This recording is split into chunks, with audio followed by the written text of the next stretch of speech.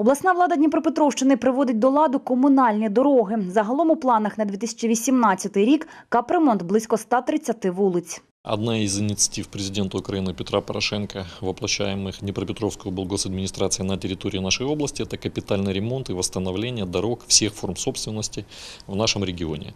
Мы хотим, чтобы дороги в каждом населенном пункте Днепропетровской области были идеального качества. Вже оновили дороги в селі Миколаївка. Тепер дві вулиці – Берегова та Окружна – з якісним покриттям. На відремонтованих дорогах залишилося облаштувати узбіччя та нанести розмітку.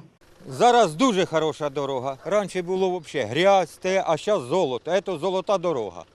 Це щастя для людей. До обласної адміністрації ми отримали такий прекрасний подарунок. Дійшов час роботи і на краї села, і ми дуже задоволені.